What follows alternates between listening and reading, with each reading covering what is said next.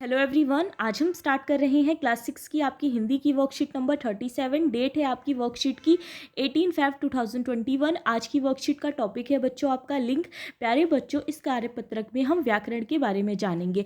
नीचे कुछ वाक्य दिए गए हैं, इन वाक्यों को पढ़िए। जैसे देखिए, दिया गया है लड़का दौड़ता है, लड़की दौड़ती है। तो लड़का का क्या हुआ, लिंक अगर हमने बदला तो लड़की हो गया। उसी तरह दादाजी का दादी जी हो गया कि दादाजी अखबार पढ़ रहे हैं, दादी जी अखबार पढ़ रही हैं। अध्यापक पढ़ाता है, अध्यापिका पढ़ाती हैं। छात्र लिख रहा है, छात्रा लिख रही है। ठीक है, तो जितने भी आपके अंडरलाइन वर्ड्स हैं, यानी ये जो रेखांकित शब्द हैं, ये सब हमारे क्या हैं, लिंग है। हम इस साइड अगर देखें, लड़का, दादाजी, अध्यापक और छात्र, ये सब हमें पुरुष जाति का बोध करा रहे हैं।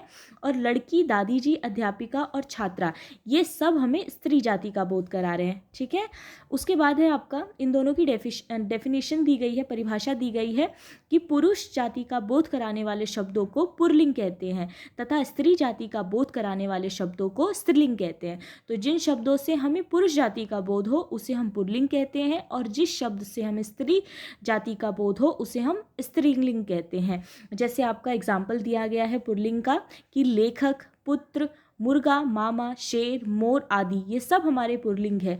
वहीं अगर आप स्त्रीलिंग देखें तो लेखक का लेखिका, पुत्र का पुत्री, मुर्गा का मुर्गी, मामा का मामी, शेर का शेरनी, मोर का मोरनी। ठीक है, हिंदी व्याकरण में केवल दो लिंग पुल्लिंग और स्त्रीलिंग होते हैं, नपुंसक लिंग हिंदी में नहीं होता।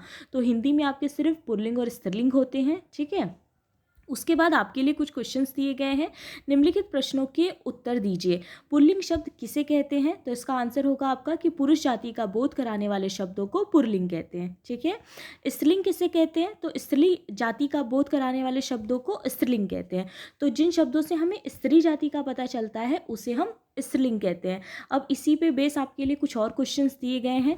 एक तरफ है आपका पुल्लिंग, एक तरफ है आपका स्त्रीलिंग। तो जहाँ पर खाली स्थान है वहाँ हमें फिल करना था। जैसे पुत्र का हमने लिख दिया पुत्री, ठीक है। लुटिया का हमने लिख दिया लोटा, लोटा का स्त्रीलिंग होता है लुटिया। उसी तरह शेर का शेरनी, नायक का नायिका, नर का नारी, नाना का नानी, भाई का बहन। ठीक है, तो ये थी बच्चों आज की आपकी वर्कशीट। आप इस वर्कशीट के लिंक डिस्क्रिप्शन बॉक्स से भी डाउनलोड कर सकते हैं। तो अगर आपको वीडियो अच्छा लगा हो तो प्लीज़ लाइक कीजिएगा, और अगर चैनल अच्छा लगा हो तो प्लीज़ सब्सक्राइब कीजिएगा। थैंक यू सो मच बच्चों।